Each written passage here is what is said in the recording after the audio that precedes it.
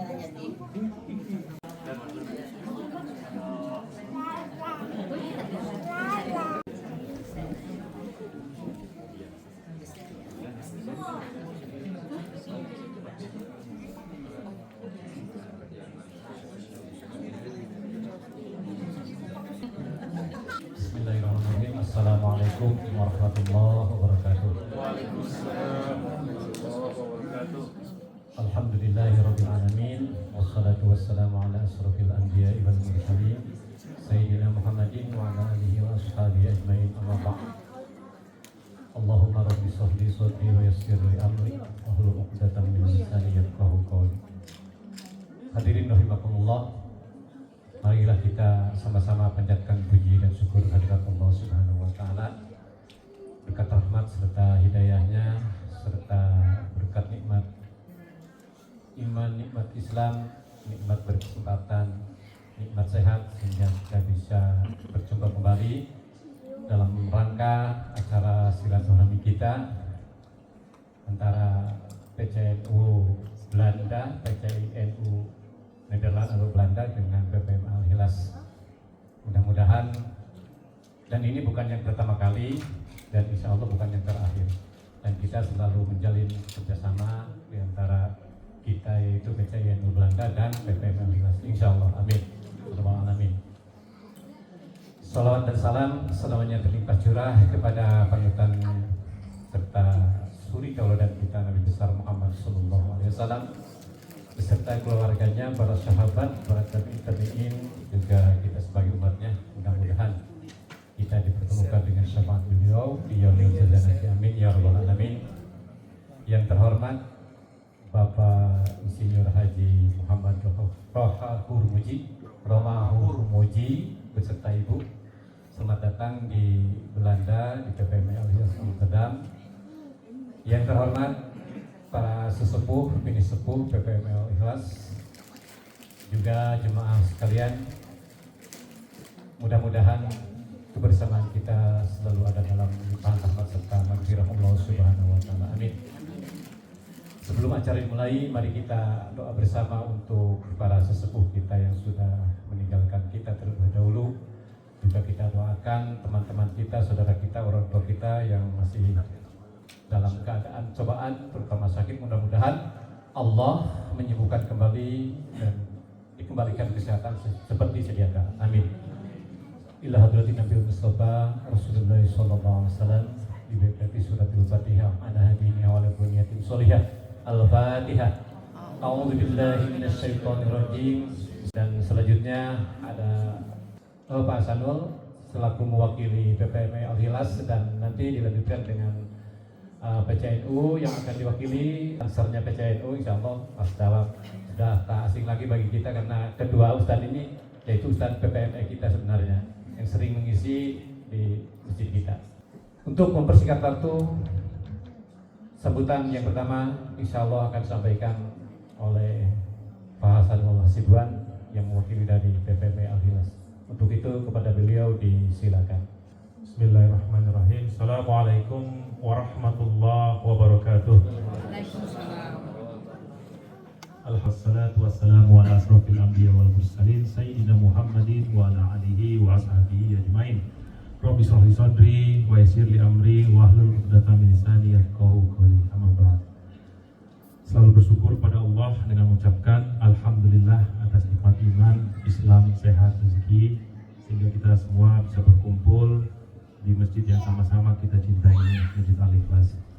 Salawat serta salam juga kita berikan kepada junjungan besar Nabi Muhammad Sallallahu Alaihi Wasallam beserta para keluarga dan para sahabatnya. Yang saya hormati Bapak Ibu semua, jamaah PPM Al-Ikhlas, para pengurus, anggota dan simpatisan, wabil khusus kepada tamu kita Gus Romi, panggilan akrab. Nama lengkapnya Bapak Haji Insinyur Muhammad Romahur Muzi, MT. Kebetulan tadi ngobrol sedikit-sedikit, beliau ini masih muda. Kenapa saya katakan masih muda? Karena seumuran dengan saya. Jadi artinya saya juga masih muda gitu.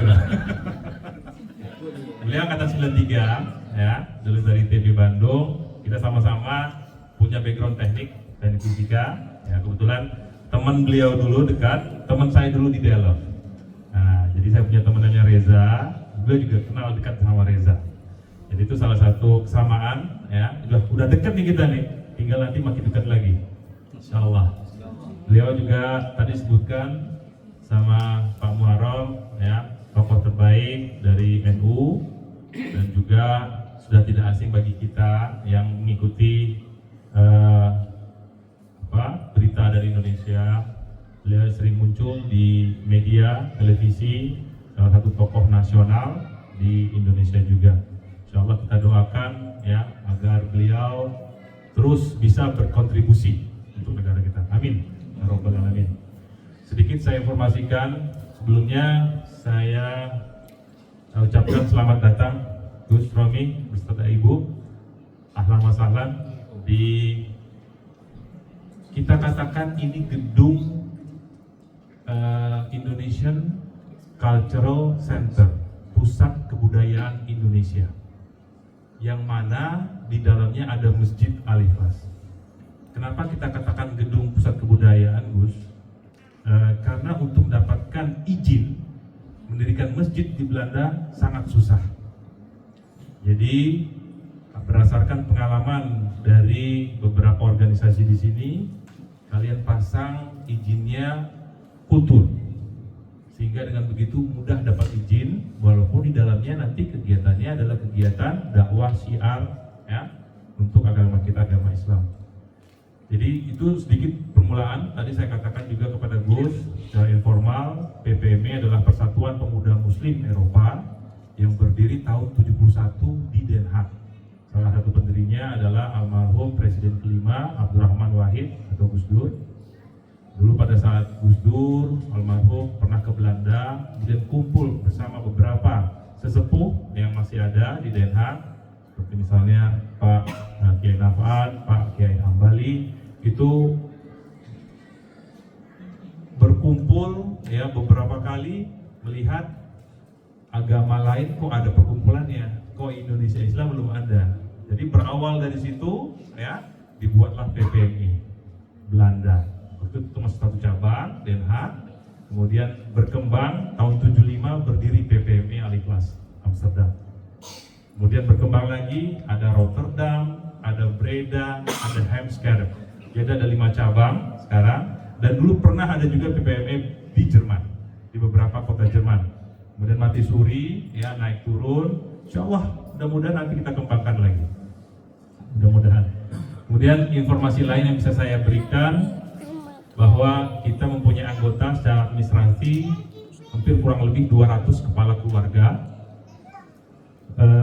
Tapi kalau misalnya event terbesar kita, event Idul Fitri dan event Idul Adha, itu bisa kumpul sampai dengan 2.000 orang. Jadi kita tidak mungkin mengadakan event Idul Fitri di masjid ini, Gus, karena nggak muat. Ini cuma daya tampungnya sekitar 200-250 maksimum, sehingga kita harus menyewa gedung. Nah, gedung olahraga seperti kemarin kita di Idul Adha di gedung olahraga, kira-kira dekat dari sini 5-7 km, untuk bisa menampung semua jemaah. Tidak hanya jemaah Indonesia, kita juga punya jemaah dari berbagai negara. Ada dari Suriname, wakil ketua kita juga Pak Parjo dari Suriname ya. Kemudian jemaah dari Maroko gabung sama kita, Turki, negara-negara lain juga, sehingga antara anggota dan simpatisan itu bisa mencapai kadang-kadang kalau Idul Fitri momen terbesar sampai dengan 2.000 orang. Di Idul Fitri kemarin sampai-sampai kita harus melaksanakan sholatnya 3 kali, Gus, karena nggak muat. Kapasitas gedung cuma 1.200, tapi yang datang terus-terus. Akhirnya begitu niat jam 9 kita sholat, kita majukan 8.45 karena sudah nggak muat. Jadi begitu 8.45 selesai saf pertama, sholat pertama, kita mohon jemaah yang barisan depan untuk berdiri, mundur, duduk. Jemaah yang berikutnya masih di luar, masuk. Sampai 3 kali. Kemudian sholat 3 kali selesai, baru nanti khutbahnya sekali. Sampai begitu, Gus, sehingga kita punya niatan untuk kalau memang Allah mengizinkan ya, kita mau memperbesar masjid ini. Insya Allah kita punya niat membangun sampai dengan 3 lantai ya. Tapi mungkin step by step, sedikit-sedikit kita mau tutup dulu yang di atas, Gus. Mudah-mudahan dengan kedatangan Gus Romi ini bisa membawa berkah. Ya, mudah-mudahan, amin. Sedikit juga saya informasikan bahwa sudah banyak juga, Gus, tokoh-tokoh nasional yang datang ke masjid kita. Seperti misalnya Pak Wapres, Pak Kiai Haji Ma'ruf Amin pernah datang ke sini. Waktu itu beliau masih belum Wapres, masih Ketua MUI. Mungkin dengan doa para jemaah beliau jadi Wapres. Itu salah satu doa juga ini. Mungkin sedikit lagi kan Gus Romi bisa lebih banyak berkontribusi buat negara kita. Amin. Kemudian juga ada Kang Emil pernah datang, Pak Mas Ganjar, Bu Risma, Pak Mahfud itu koneksi kita dengan anaknya yang sedang PhD di sini, Mas Ikhwan. Ya, beberapa kali mengisi acara kita juga. Di bawah PPMI kita mempunyai 7-8 departemen, Gus. Dua pilar kita adalah departemen dakwah, yang mana tugasnya adalah menyiarkan, membuat kegiatan, ya, kegiatan harian, sholat 5 waktu. Kemudian sholat 5 waktu di sini sekarang agak ekstrim, Gus. Subuhnya jam 3, ya. Tapi walaupun begitu tetap masih ada tuh yang jamaah dari luar datang. Kemudian Isya juga kadang-kadang sampai jam 12 malam, jadi pendek sekali. Jumat kemarin itu, Gus, adalah hari yang terpanjang di Belanda. Ini sekarang udah agak menurun nih, 1 menit, 2 menit. Kemudian kita juga punya kegiatan mingguan. Seperti yang Gus Romi dan Ibu bisa lihat, hari ini adalah hari Minggu. Hari Minggu adalah hari madrasah. Ada 3 kelas kita punya. Kelas 1 kita bagi berdasarkan umur 6 sampai 8 kelas 1, umur 9 sampai 12 kelas 2, kelas 1 yang sebelah ini, sebelah kelas 2, dan kelas 3 di atas dari umur 13 sampai kadang-kadang ada yang siswa 20-22 tahun. Ya. Kemudian juga kita punya kegiatan mingguan, kita katakan Jongeren Lezing. Jongeren itu pemuda, Lezing itu pelajaran, ceramah. Jadi Jongeren yang kadang-kadang sudah di atas ada 19 sampai 30 itu datang sebulan sekali di minggu pertama. Jongeren Lezing. Kemudian ibu-ibu dan bapak-bapak, terutama ibu-ibu, itu punya juga kegiatan reboan. Kita katakan pengajian ibu-ibu Anissa tiap hari Rabu mulai dari jam 4 sampai dengan jam 7 itu datang ibu-ibu mulai dari 30 kadang-kadang sampai 60. Bukan begitu, Bu Guru? Ya, silakan. Bu Guru ini salah satu sesepuh kita dari awal PPM Al-Ikhlas berdiri, beliau sudah ada di Amsterdam. Kemudian juga ada tadi ada 2 departemen saya sebutkan, dakwah dan pendidikan, ya. Kemudian kita juga punya sport, ya, karena banyak masyarakat juga di sini tidak hanya rohani yang kita isi, Gus, tapi juga jasmaninya. Mas Erwin yang lagi ngambil video ini salah satu koordinator. Kita punya Afdeli OWM. OWM itu bagian pelayanan fardu kifayah, Gus.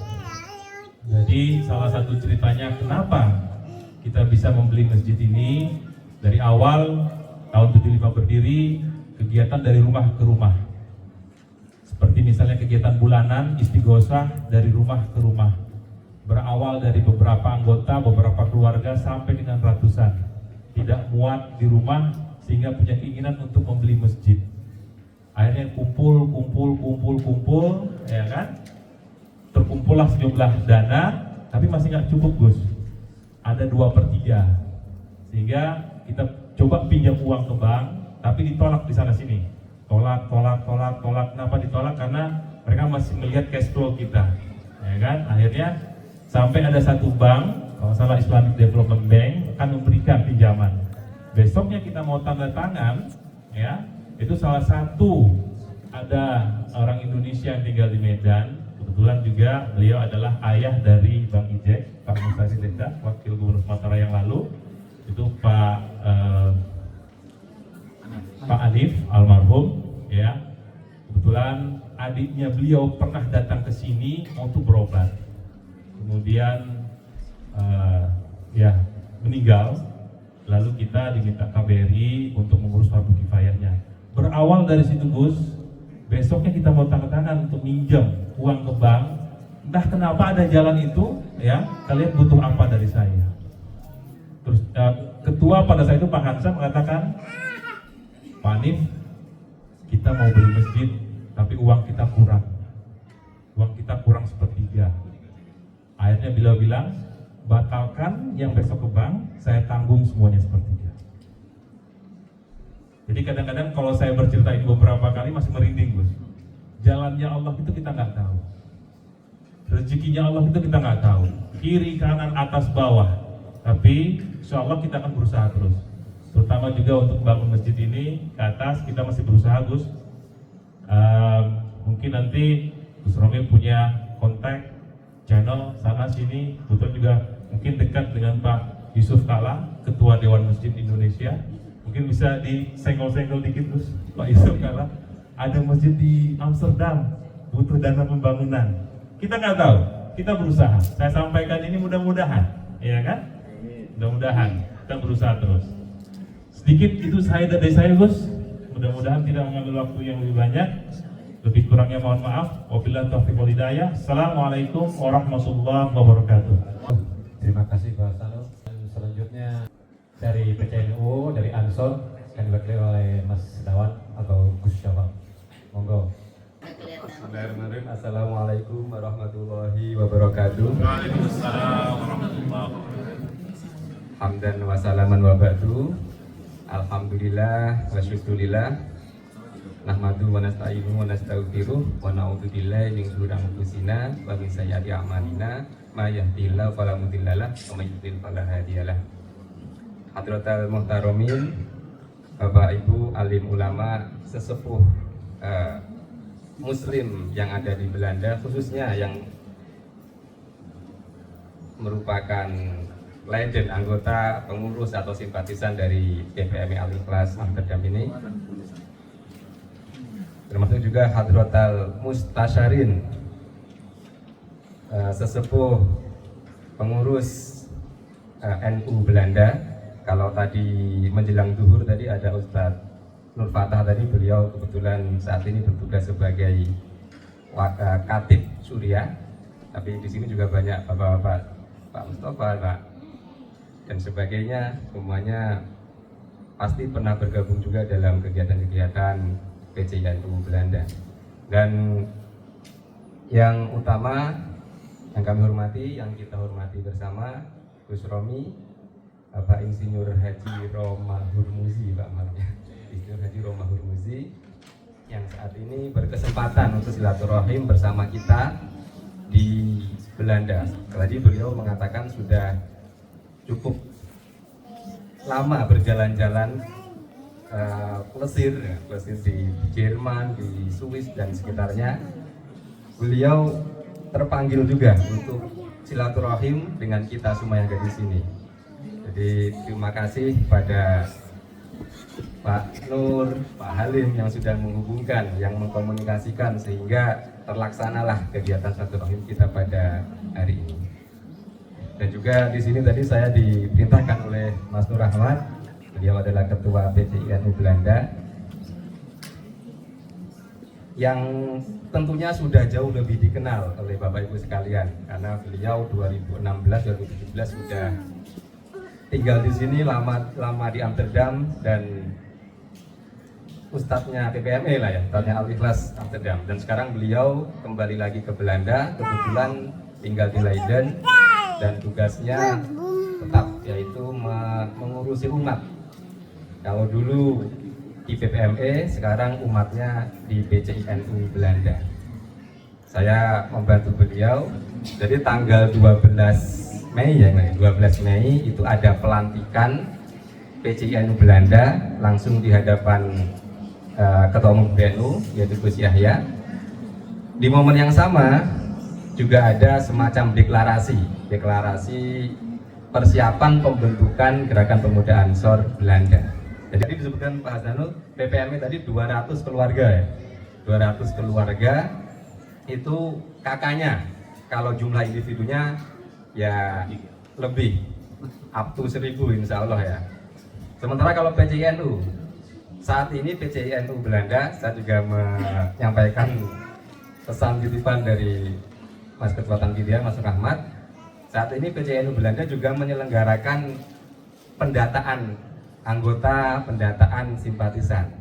Jadi yang dirintis tadi disinggung oleh Pak Hasanul, ada Pak Mahfud, putra beliau yaitu Mas Iwan, merupakan Ketua Lakpesdam.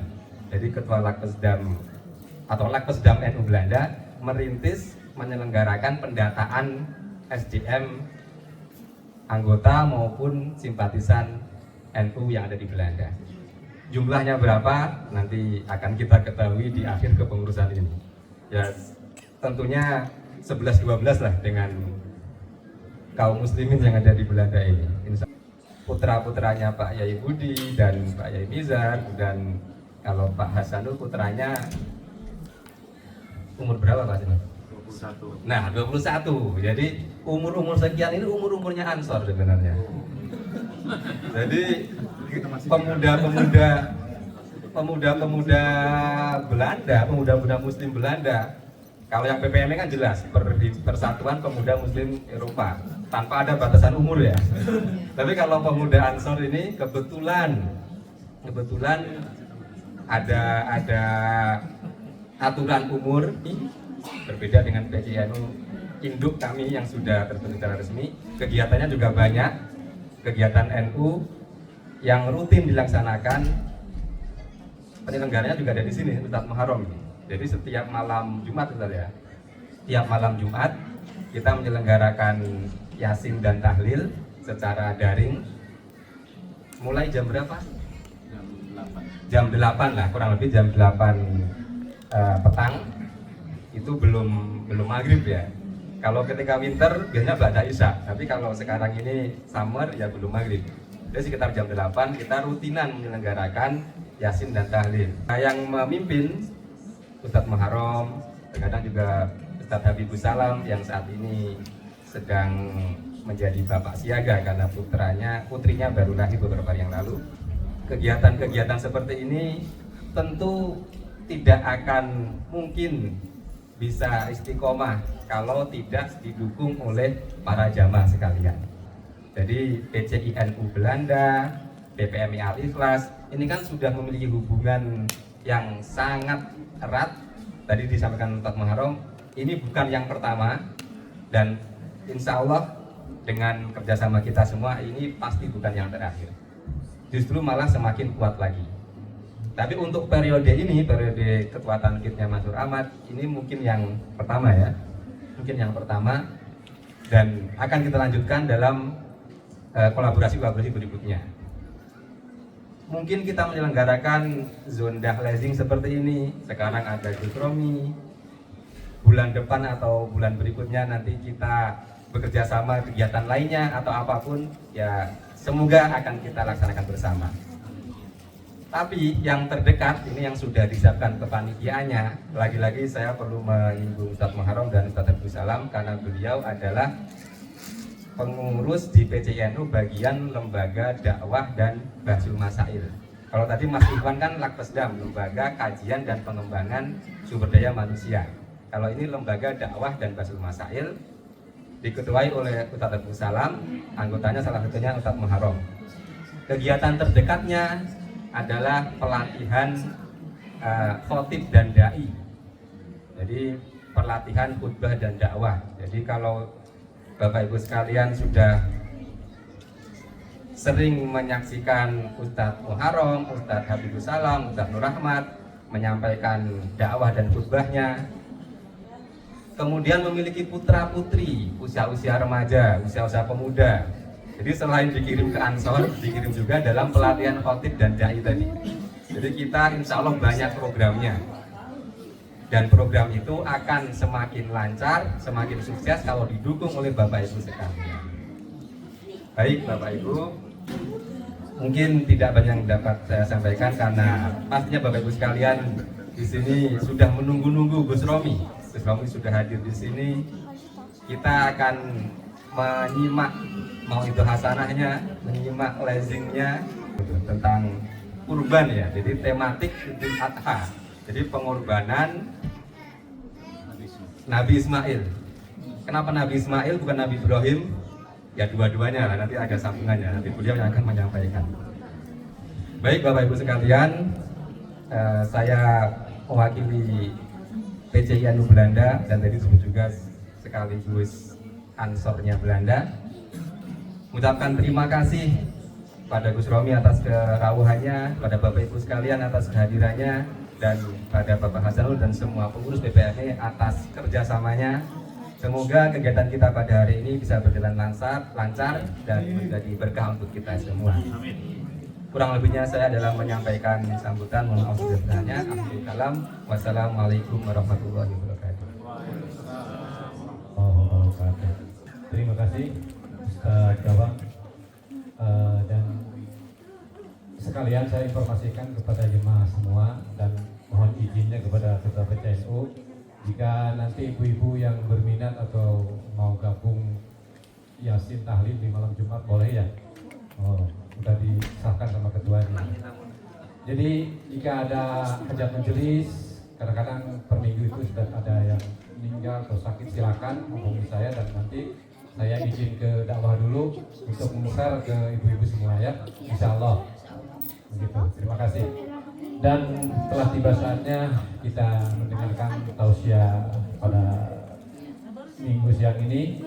Insya Allah akan disampaikan oleh Gus Romi dengan tema meneladani pengorbanan Nabi Ismail alaihissalam untuk spirit pemuda di Eropa. Untuk itu pada beliau disilakan. Bismillahirrahmanirrahim. Assalamualaikum warahmatullahi wabarakatuh. Waalaikumsalam warahmatullahi wabarakatuh. Innal hamdalillah nahmaduhu wa nasta'inuhu wa nastaghfiruh wa na'udzu billahi min shururi anfusina wa min sayyiati a'malina. May yahdihillahu fala mudilla lahu wa man yudlil fala hadiya lahu. Asyhadu an la ilaha illallah wahdahu la syarika lahu wa asyhadu anna Muhammadan abduhu wa rasuluhu la nabiyya ba'dah. Allahumma salli wa sallim wa barik ala habibina wa syafi'ina wa qurrati a'yunina sayyidina Muhammad wa ala alihi wa sahbihi wa man tabi'ahu bi ihsanin ila yaumil qiyamah amma ba'd.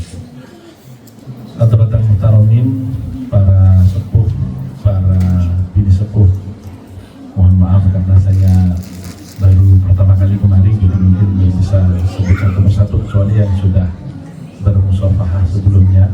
Ada Pak Mustafa, ada Pak Siswa Santoso atau Siswa Santosa, baru kemarin ketemu di Lingkar Indonesia untuk Belanda. Kemarin ada acara kecil di Amsterdam. Mas Hasanul, Ketua BPMI Amsterdam, juga Ketua PCI NU Mas Nur Ahmad. Saya nggak tahu sudah dapat SK Ketua PCI Banser atau belum, atau Asor atau belum, karena sudah pakai jaketnya. Ustaz Muharram dan Bapak Ibu sekalian, hadirin dan hadirat rahimakumullah. Pertama dan utama, mari kita senantiasa memanjatkan puji dan syukur kehadirat Allah Subhanahu wa Ta'ala yang telah memberikan kepada kita kesempatan dan niat untuk bertemu bersilaturahmi pada siang hari ini di tempat yang insya Allah mubarakah.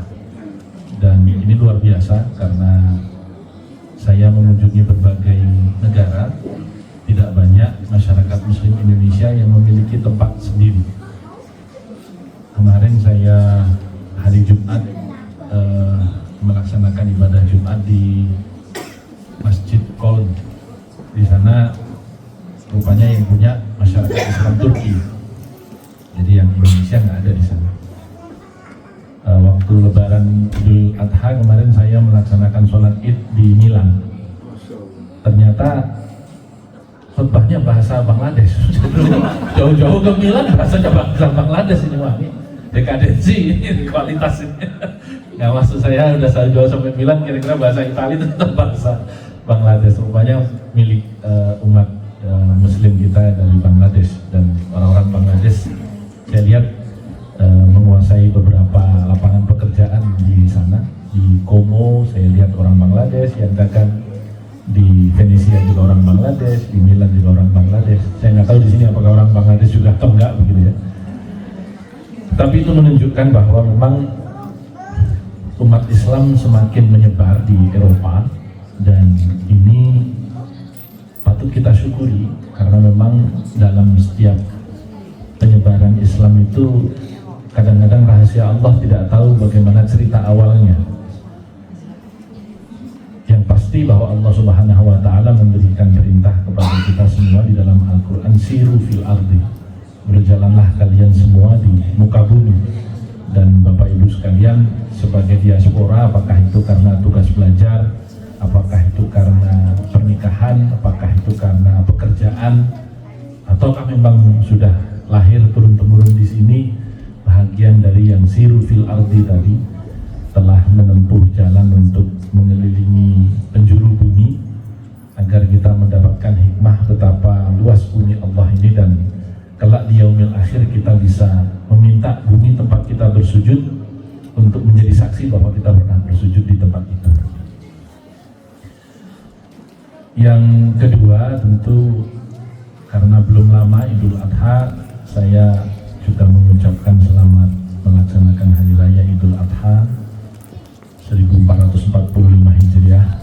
Semoga Allah Subhanahu wa taala menerima seluruh ibadah kurban kita, karena esensinya tentu adalah ketaatan kita kepada Allah, bukan soal darahnya kalau kata Quran, tetapi soal ketaatan kita atas perintah Allah Ta'ala yang diberikan melalui keteladanan dua messengernya, dua utusannya, yaitu Nabi Ibrahim dan Nabi Ismail. Ketika saya tadi masuk kemari, saya langsung diajak tur singkat oleh Mas Hasanul untuk ke madrasah kelas 1, kelas 2, kelas 3, kira-kira awaliyah, wusta sama ulia, kira-kira kalau di Indonesia kalau mau dijuduli madrasah. Adalah hal yang paling vital hari ini untuk senantiasa mendidik anak-anak kita, mempersiapkan untuk tantangan-tantangan di masa mereka. Karena kalau kita mendidik anak kita, maka siapkanlah mereka untuk tantangan zamannya, bukan untuk zaman kita, karena tantangan mereka akan berbeda dengan tantangan kita. Karena itu saya, karena banyak anak-anak, ada adik-adik remaja yang ada di sini, saya ingin lebih mengajak kita semua untuk merenungi apa yang disampaikan oleh Allah Subhanahu wa taala di dalam salah satu firman-Nya, A'udzubillahi minasyaitonirrajim, wal yakhshal ladzina law taraku min khalfihim dzurriyyatan dhi'afan khafu 'alaihim falyattaqullaha wal yaqulu qawlan sadida. Jadi hendaklah kalian semua takut apabila meninggalkan di belakang kalian generasi-generasi yang lemah, dzurriyyatan dhi'afan khafu 'alaihim, yang kalian takut meninggalkan mereka sepeninggalmu. Falyattaqullaha wal yaqulu qawlan sadida, maka bertakwalah kepada Allah dan berkatalah dengan perkataan yang baik. Di banyak kitab tafsir, ketika diterangkan tentang dzurriyyatan dhi'afan, generasi yang lemah ini, yang dimaksud adalah dua, yang lemah imannya, yang kedua yang lemah ilmunya. Artinya apa? Ketika kita meninggalkan anak-anak kita, entah kapanpun Allah menghendaki umur kita berhenti di situ, maka kita harus senantiasa siap meninggalkan anak-anak kita itu dengan dua bekal ini. Pertama dengan bekal iman, yang kedua dengan bekal ilmu. Kenapa iman ini penting? Karena di dalam ayat lain Allah memberikan tamsil atau ibarat,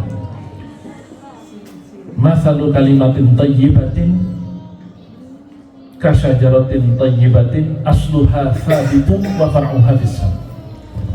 Perumpamaan kalimah yang baik, seorang muslim yang baik itu seperti pohon yang baik. Apa pohon yang baik itu? Asluha thabitun, akarnya jauh menghunjam ke dalam bumi, wa far'uha fis sama, dan cabangnya menyentuh langit. Artinya apa?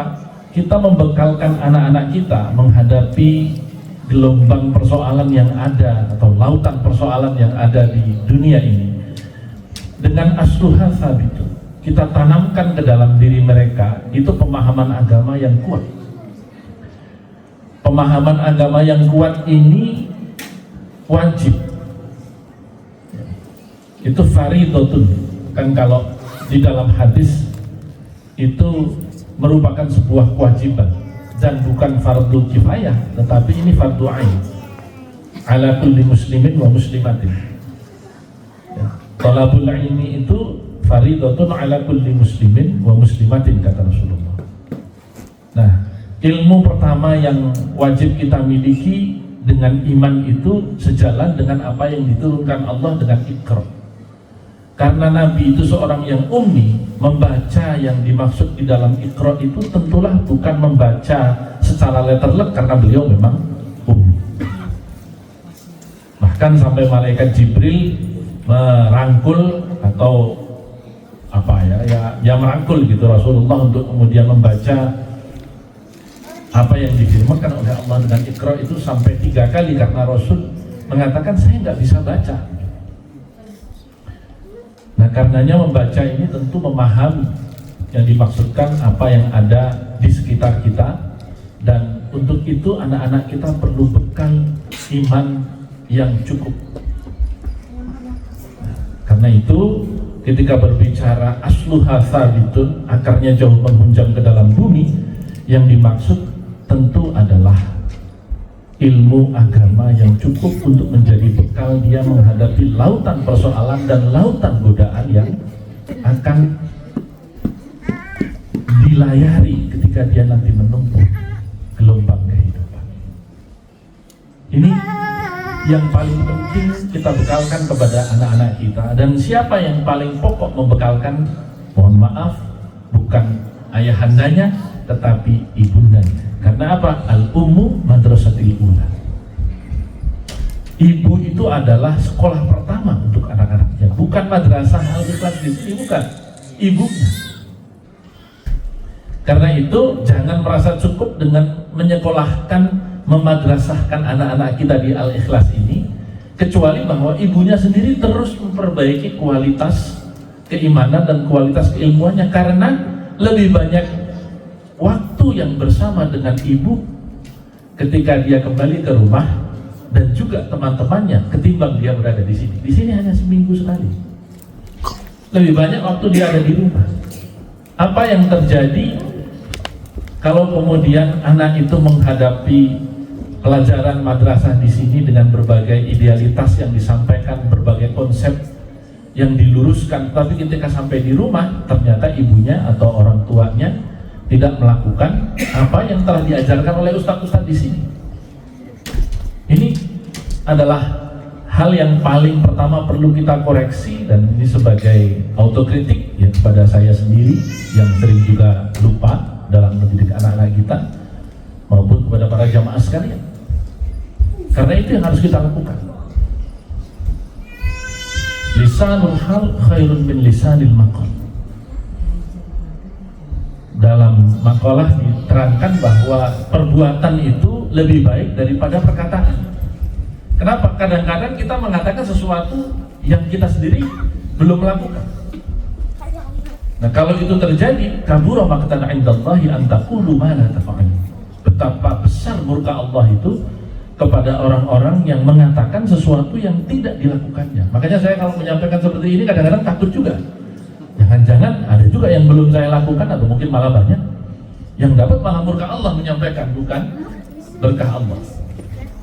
Karena itu ketika seorang ustadz itu menyampaikan, itu juga mengingatkan dirinya sebelum mengingatkan kepada jemaah. Itulah kenapa seluruh khatib kalau di dalam khutbah Jumat hampir semuanya yang pakemnya jelas ya, yang rukun dan sunnahnya itu diikuti, itu usini wa iyaya bitaqwallah. Jadi selalu mengingatkan diri saya sendiri dan kalian semua jamaah untuk bertakwa kepada Allah. Itu kuncinya. Kenapa? Karena memulai segala yang baik itu ibda binafsi, harus dari diri kita dulu, baru kemudian kita berbicara orang lain. Bagaimana kita bisa menyuruh anak-anak kita baik kalau diri sendiri kita belum baik? Itulah kenapa kembali lagi kepada al-ummu madrasatul ula, ibu adalah sekolah pertama untuk anak-anaknya. Ini menjadi penting dengan keteladanan. nyuruh anak-anaknya di sini, ustaz-ustaz, as-sholatu ala waqtiha, sholat pada waktunya. Tetapi ibunya atau orang tuanya justru kadang-kadang sholatnya lupa misalnya begitu. Nah ini menjadi persoalan. Karena itu kembali lagi kepada tema kita di awal tadi, membekali anak-anak kita dengan keimanan yang kuat, keimanan yang cukup, itu penting dan itu harus selalu dipelihara. Kenapa? Karena iman itu, kata Imam Ghazali, ada 3 jenis. Kelompok iman yang pertama itu adalah yang la yazidu wala yanqusu, yang tidak naik, tidak juga turun. Imannya siapa ini? Iman para malaikat. Malaikat itu yang namanya Israel itu tidak pernah menolak perintah Allah untuk mencabut nyawa manusia. Aduh, segen kita lagi jadi presiden dia. Enggak. Kalau kemudian sudah masanya dia diambil, ya diambil. Ada satu cerita ibu-ibu sekalian, zaman Nabi Sulaiman. Dan Nabi Sulaiman ini kan doanya ampuh sekali dan Allah luar biasa memberikan kemustajaban kepada Nabi Sulaiman ini, sehingga ketika beliau berdoa, Rabbil firli wa habli mulkan la yanbaghi li ahadin min ba'di. Ya Allah, ampunkan aku karena aku memohon kepadamu kekuasaan yang tidak pernah akan dimiliki oleh siapapun sesudahku. Qabul, kata Allah gitu. Begitu qabul, nggak ada lagi sekarang yang bisa bicara sama angin, bicara sama jin, bicara sama setan. Anak buah Nabi Sulaiman itu jin-jin, setan-setan gitu. Nah itu suatu ketika ada cerita ini tentang kematian tadi itu. Jamaahnya Nabi Sulaiman di dalam forum pengajian seperti itu, ada laki-laki yang di luar sana itu nengok terus, kira-kira ke Mas Hasanul, nengok terus. Ini jamaah Nabi Sulaiman. Ini kira-kira Nabi Sulaiman lagi duduk di sini. Tapi bukan saya. Kemudian ini Mas Hasanul ini nggak nyaman karena diintip-intip terus sama laki-laki di sana. Padahal bukan fotografer, bukan videografer begitu. Terus selesai majelis, jeda begitu, ini Mas Hasanul ini ngomong, Nabi Sulaiman, saya kok nggak nyaman dari tadi itu laki-laki ngeliatin saya terus.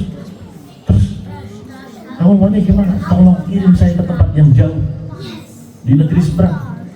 Kenapa? Nggak nyaman betul saya dari tadi itu majelis pengajian sampai kok dilihatin terus. Benar. Ya sudah, kalau begitu. Nggak nyesel. Angin, bawa dia ke negeri seberang. Secepat kilat langsung sampailah dia ke negeri seberang. Nggak lama si laki-laki ini masuk. Kemudian si laki-laki ini ngomong sama Nabi Sulaiman, ada apa?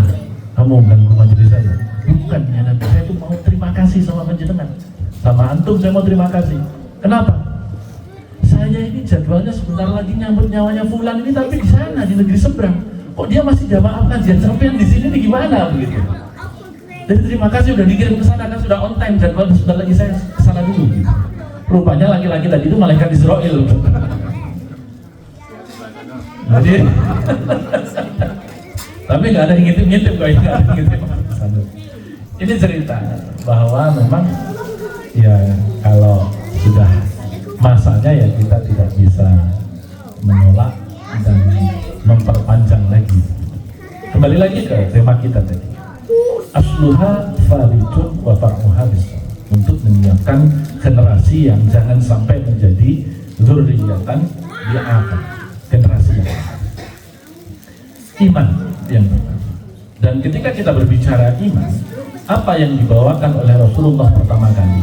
Ajaran pertama tentu bukan sholat, karena Rasul datang pertama ke masyarakat jahiliyah itu ajarannya bukan sholat. Sholat itu baru turun setelah Nabi di Madinah. Jadi ajaran sholat 5 waktu Isra Mi'raj itu kan setelah Nabi di Madinah. Nabi di Mekah selama 13 tahun itu belum ada ajaran sholat.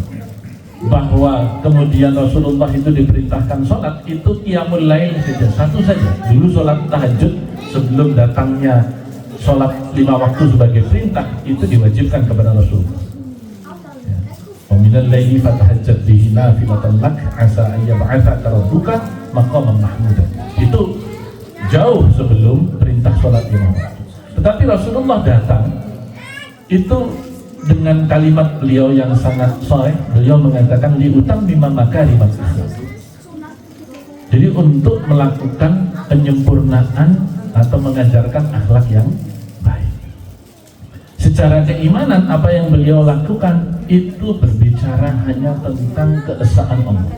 Kenapa? Karena memang artinya ketika berbicara keesaan Allah ya melawan kemusyrikan. Dan ini sejalan dengan apa yang diberikan sebagai cara mendidik anak di dalam Al-Quran yang digambarkan demikian indah oleh Allah Subhanahu wa Ta'ala melalui Luqmanul Hakim. Di dalam surat Luqman ada satu penggalan ayat atau beberapa penggalan ayat yang di situ digambarkan mendidik anak itu. Wa idh qala Luqmanu libnihi wa huwa ya'iduhu ya bunayya la tusyrik billah. Ajaran pertama kepada seorang anak itu jangan sampai menyekutukan Allah. Loh, kita udah nyembah Allah Pak. Ya, tetapi seringkali kita menduakan atau tidak menomorsatukan Allah ketika kita memprioritaskan hal-hal selain Allah. Dalam arti yang lebih lanjut, ketika kita sering menomorduakan Allah ini yang bisa kemudian dihukumi sebagai syirik kecil. Jadi ada syirik kecil, ada syirik besar. Nah karena itu yang pertama kali kita tanamkan kepada anak kita ketika kita berbicara tentang keimanan. La tusyrik billah, inna syirka la zulmun adzim. Nah yang kedua, bahagian dari keimanan diceritakan di dalam ayat tersebut lanjutannya, wa wassaynal insana biwalidayhi hamalathu ummuhu wahnan ala wahnin wa fisaluhu fi 'amaini an ishkurli wa liwalidayka ilayya al-masir.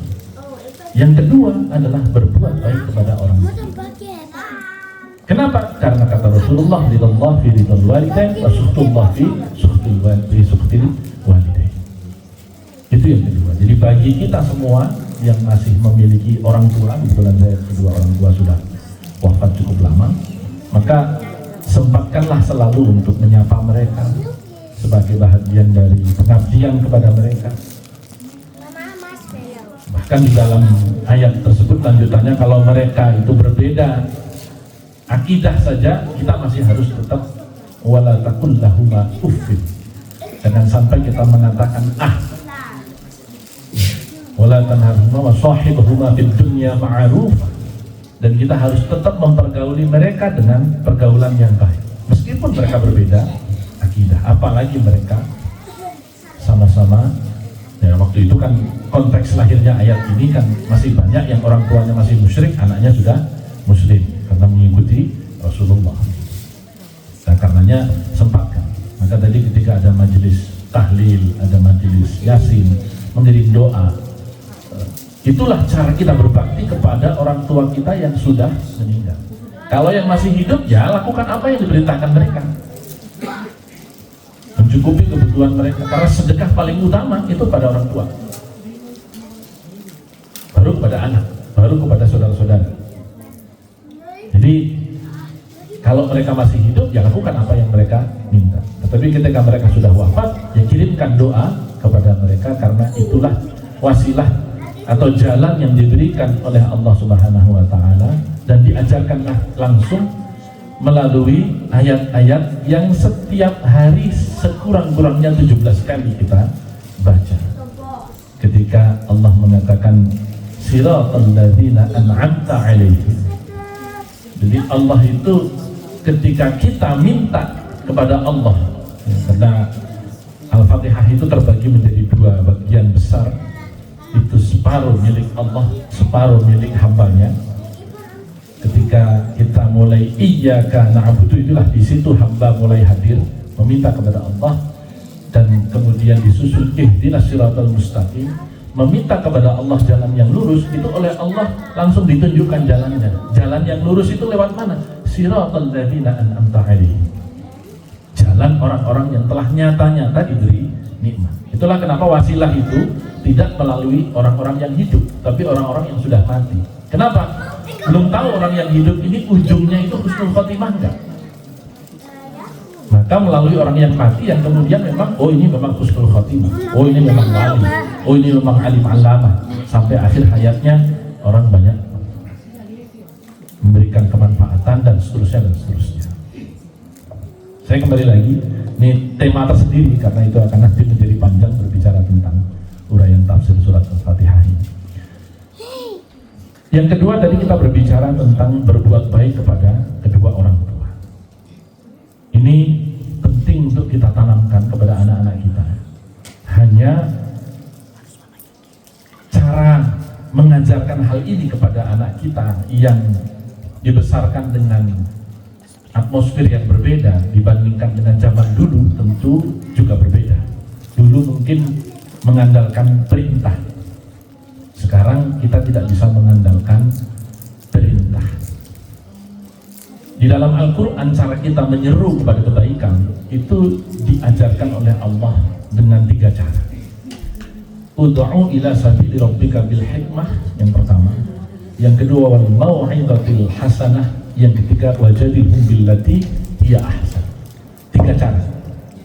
Beberapa kitab tafsir menjelaskan 3 cara ini ditujukan kepada 3 kelompok sosial yang berbeda. Pertama, ketika kita berbicara ud'u ila sabili rabbika bil hikmah, hikmah cerita-cerita tentang kebijaksanaan, petuah-petuah yang kisah-kisah kebaikan itu ditujukan kepada kelompok sosial yang lebih tinggi stratanya daripada kita. Misalnya dari seorang mahasiswa kepada dosennya, dari seorang murid kepada gurunya, dari seorang santri kepada kiainya. Tentu kan kalau santri kemudian menggurui kiainya atau mahasiswa menggurui gurunya, dosennya, ini akan ada persoalan psikis. Dia menolak kebenaran karena merasa dilecehkan egoisme posisi sosial, sehingga kepada mereka itu pada strata sosial yang lebih tinggi, rakyat kepada pemimpinnya itu menggunakan cerita hikmah. Yang kedua, wal mau'izatil hasanah. Kalau kepada strata sosial yang lebih rendah itu dengan mau'izah hasanah, dengan cara mengingatkan yang baik. Itu kepada strata yang lebih rendah, guru ke murid, dosen ke mahasiswa, kiai ke santri. Itu memang kalian harus begini. Itu mau'izah hasanah. Baru kemudian yang ketiga caranya adalah wajadilhum billati hiya ahsan. Dengan mujadalah, dengan berdebat, berdiskusi. Ya. Ini dilakukan kepada siapa? Dilakukan kepada kelompok yang strata sosialnya sama. Kalau sama, digurui nggak bisa juga, gitu. Dengan mau'izah hasanah susah. Ya. Dikasih cerita-cerita tentang kebijaksanaan lebih repot lagi. Ya sudah berdebat. Kamu dalilnya apa? Saya dalilnya apa? Mari kita uji dalil satu sama lain. Nah, kira-kira begitu. Itu mujadah.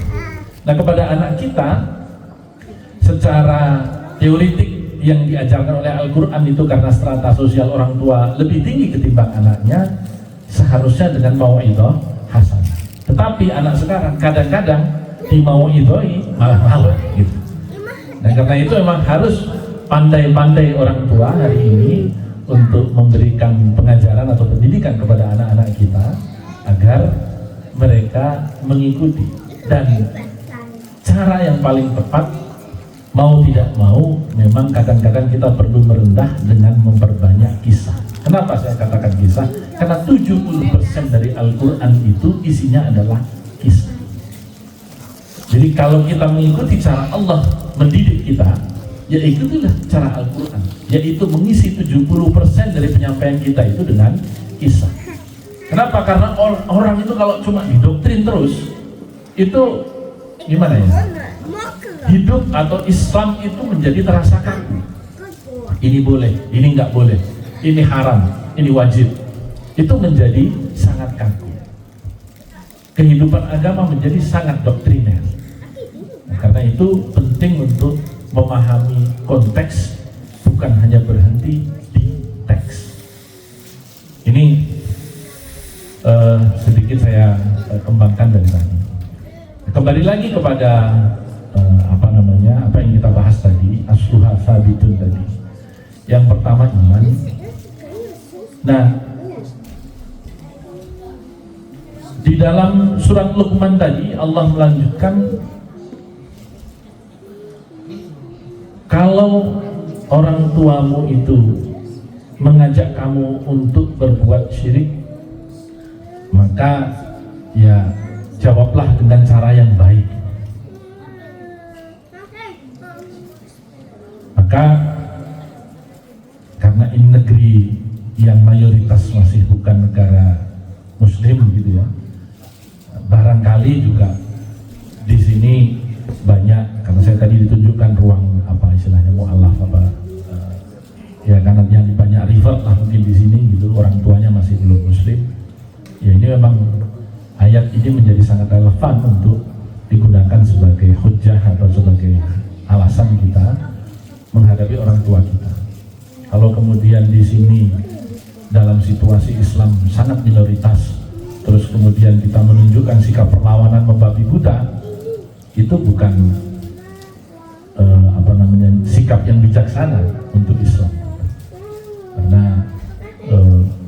yang kasihan nanti jamaah secara keseluruhan kalau kemudian ada sikap membabi buta membela Islam, karena di sini Islam masih minoritas. Berbeda tentu dengan posisi di negara-negara Islam pada umumnya. Nah, yang kedua, bekal kita setelah iman itu ilmu. Ilmu ini ada dua, ilmu menghadapi dunia dan ilmu membekali untuk akhirat. Nah, ini ada dua ilmu. Iman itu adalah keyakinan tanpa harus memiliki ilmu. Baru kemudian dipertambah atau dinaikkan level keimanan kita itu tadi. Karena iman yang tadi saya katakan Imam Ghazali ada 3 kelompok. Yang la yazidu wa la yanqusu itu adalah milik para malaikat. Nggak ada ceritanya malaikat menolak perintah Allah, karena dia diciptakan hanya untuk menaati perintah Allah. Yang selamanya mencabut nyawa ya malaikat Israel, yang selamanya memberikan wahyu itu malaikat Jibril. Nggak ada cerita, aduh ya Allah saya minta pensiun. Nggak ada cerita malaikat minta pensiun. Itulah kenapa iman malaikat itu kata Imam Ghazali la yazidu wa la yanqusu, tidak naik dan tidak turun. Yang kedua itu adalah iman yang yazidu wa la yanqusu, naik saja nggak pernah turun. Iman siapa itu? Para nabi dan para rasul. Cobaan apapun yang diberikan kepada para nabi dan para rasul tidak akan menggentarkan mereka atau membuat mereka surut dari mendakwahkan Islam. Itulah kenapa iman para nabi dan para rasul itu la yazidu wa la yanqusu, naik saja nggak pernah turun. Nah kita itu masuk dalam kategori iman yang ketiga, termasuk anak kita. Kenapa menjadi penting untuk terus membekali mereka dan membiasakan penanaman keimanan ini setiap saatnya. Kenapa? Karena iman kita yazidu wa yanqusu, ada kalanya naik, ada kalanya turun. Waktu turun ini alat kontrolnya adalah jamaah yang kemudian menjadi jam'iyah. Karena jangan sampai umat Islam itu hanya sekedar menjadi jamaah kerumunan atau gerombolan, karena yang dibutuhkan itu adalah gerakan. Ya. Innallaha yuhibbul ladzina yuqatiluna fi sabilihi shaffan ka'annahum bunyanun marsus. Sesungguhnya Allah Subhanahu wa taala mencintai orang-orang yang berjuang di jalannya shaffa, yang bersaf-saf rapi. Ka'annahum bunyanun marsus, sebagaimana mereka itu seperti bangunan yang utuh. Ada semennya, ada pasirnya, ada airnya, ada gampingnya, baru dia menjadi bangunan. Seandainya mereka berdiri sendiri, hanya sekedar menjadi pasir, butiran-butiran yang setiap saat tertiup. Semen apalagi lebih ringan, bisa terbang kemana-mana. Air dia hanya akan terus mengalir ke tempat yang rendah. Tetapi ketika mereka bersatu, dia menjadi bangunan seperti yang kita tinggali pada majelis yang hari ini.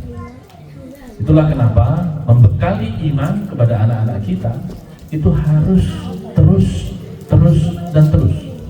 dan gak ada ceritanya bosan. Yang menghentikan kita dari upaya menanamkan iman kepada diri kita sendiri maupun anak-anak kita hanyalah maya. Karena itu gak boleh bosan. Anaknya menolak pun ya harus kita ajarkan mereka dengan cara yang baik, seperti yang tadi saya sampaikan. Karena anak-anak sekarang memang agak beda, apalagi paparan media sosial begitu kuat. Nah yang kedua ilmu, tadi saya katakan Jangan sampai kita meninggalkan dzurriyyatan di'afan tadi itu. Yang kedua adalah ilmu. Ilmunya ada dua, ilmu menghadapi dunia dan ilmu untuk bekal ke. Kenapa saya katakan ilmu menghadapi dunia itu penting? Karena Al-Quran mengatakan wabtaghi fima ataqallahu ad-darul akhirata wa la tansa nasibaka minad dunya. Carilah olehmu segala macam hal yang kau perlukan untuk menjadi bekal kamu ke akhirat. Wa la tansa nasibaka minad dunya. Tapi jangan lupakan urusanmu di dunia ini. Jangan kemudian kita membenci dunia. Karena ajaran Islam terutama yang masuk ke Indonesia itu dibawa oleh banyak sufi. Di salah satu ajaran sufi itu ada makalah ad-dunya sijnul mu'min wa jannatul kafir. Dunia itu adalah penjaranya orang-orang beriman dan surganya orang-orang kafir. Sehingga dunia itu dibenci. Kalau sufi kan memang hidupnya itu menjauhi dunia. Ini sufi beneran ya, bukan suka film sufi. Jadi ini yang kadang-kadang kemudian membuat salah kaprah, seolah-olah kemudian dunia itu harus kita musuhi, dunia itu harus kita tinggalkan, kita melulu urusan akhirat. Quran mengatakan wala tansa nasibaka minad dunya. Masyarakat Islam harus menjadi masyarakat yang khairul ummah, kuntum khairul ummah. Harus menjadi masyarakat yang terbaik. Bagaimana ukuran terbaik kalau 700 orang, sekitar 700 orang pemenang Nobel, hanya 16 orang muslim. Mulai dari Nobel ada di awal abad ke-20. Dari 700-an baru 16 orang yang beragama Islam. Memang yang lain kemana dunia Islam? Jadi kita harus menjadi orang-orang yang terhebat di setiap puncak-puncak peradaban di dunia ini. Untuk apa? Untuk memakmurkan bumi Allah. Untuk bekal kita ke akhirat. Bukankah ketika Bani Abbas atau dinasti Abbasiyah itu dan Turki Utsmani menguasai 1/5 dunia itu, Islam berada di puncak kejayaannya? Hanya kemudian orang lupa ketika dunia itu kita kuasai, akhiratnya kemudian ditinggalkan. Padahal Qur'annya jelas, hidup itu harus balance. Dunia dan akhirat itu harus seimbang. Ya, kasar kata kalau mau seimbang ya 12 jam urusan dunia dan 12 jam urusan akhirat itu tidak kemudian menjadi mutlak. Karena keseimbangan itu tidak berarti harus sama persis. Karena setiap kebaikan kan dilipatkan berapa ibu-ibu? 10 kali. Jadi kalau mau hitung-hitungan ya kira-kira 2,5 jam lawan 21,5 jam lah, kira-kira begitu.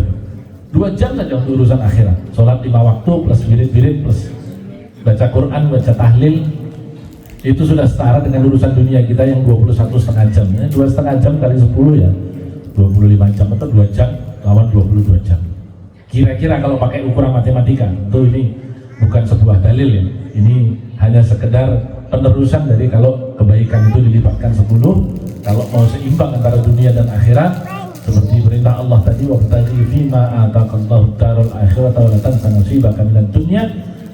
Carilah olehmu bekal untuk kerajaan akhirat nanti, tapi jangan lupakan nasibmu di dunia. Jadi kalau kita berbicara keseimbangan, ini tafsir matematis ini, bukan tafsirnya imam siapa-siapa. Ini ala Romahur Muzi, ini bukan ala siapa ya, bukan yang lain ya, bukan Romahur Muzi yang dulu ya, karena Imam Syihabuddin Ar-Romahur Muzi itu alim alamah, itu penemu pengarang kitab Mustalah Hadis. Kalau yang ini, yang sekarang ini bukan alim alamah ini. Ini kebetulan sedang mampir di sini, dibajak sama Mas Hasanul sama Mas Nur Haryono ini untuk ke PBMI. Nah, saya kembali lagi kepada ilmu tadi. Pertama tentu adalah ilmu menghadapi akhirat yang tadi memang dibutuhkan, dengan terus menyempurnakan diri kita, minimal hal-hal yang sifatnya ibadah mahdoh itu kepada anak-anak kita harus terus kita sempurnakan. Kalau bacaan Quran kita belum baik, bagaimana ibunya, ayahnya itu juga terus meningkatkan kemampuan dirinya untuk tahsin, memperbaiki bacaan, sehingga ketika berbicara Quran, ketika membaca Quran sudah tartil, sudah bagus, Allahnya, lafadznya sudah benar, dan seterusnya, supaya kita tidak memproduksi dan mereproduksi kesalahan.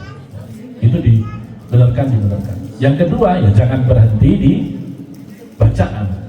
Ya, ketika Allah menurunkan ayat pertama itu Iqra, pemahaman yang kemudian kita perlukan ketika meminta atau mendidik anak-anak kita membaca Al-Quran, dipahami makna di dalamnya. Jangan sampai Quran berhenti hanya sekedar menjadi hafalan, ya, tetapi pemahaman itu yang menjadi lebih penting terhadap teks dan konteks. Itu ilmu pertama menghadapi akhirat. Yang kedua, ilmu menghadapi dunia. Karena antum a'lamu bi umuri dunyakum, kata Rasulullah. Kamu lebih tahu urusan dunia, jangan tanya saya. Kenapa? Karena dunia itu bergerak. Zaman Rasulullah nggak ada Instagram, nggak ada TikTok. Yang ketawa ini pasti punya akun TikTok semua. Jadi belum ada. Gimana hukumnya? Ya itu seperti pisau. Dia bisa digunakan untuk memasak, untuk mempertahankan kehidupan kita, untuk mendalami ilmu-ilmu Allah. Bisa juga digunakan untuk, mohon maaf, membunuh orang. Sama. Media sosial itu kan bisa digunakan untuk maksiat, bisa digunakan juga untuk ibadah. Tergantung bagaimana kita mau memposisikan. Karena dalam setiap persoalan itu tidak ada kebenaran tunggal.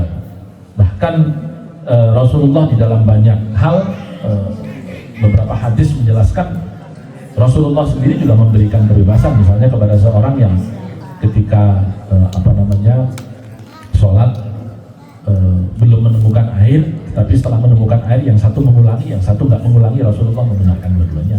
Jadi tidak ada kebenaran tunggal dalam konteks pemahaman agama, kecuali Allah dan Rasulnya menetapkan memang kebenaran hanya satu itu. Karena itu ya nggak usah terlalu serius-serius. Kalau pakai bahasanya Gus Baha itu dalam beragama itu ya sudah, pokoknya asal nggak maksiat itu aja udah cukup. Nah, kira-kira saya termasuk madhabnya Gus Baha saya. Jadi nggak usah rumit-rumit, yang penting nggak maksiat aja. Ketika Khalifah Umar bin Abdul Aziz mengubah seluruh hujatan yang dilakukan oleh umat Islam sepeninggal Imam Ali radhiyallahu anhu, dan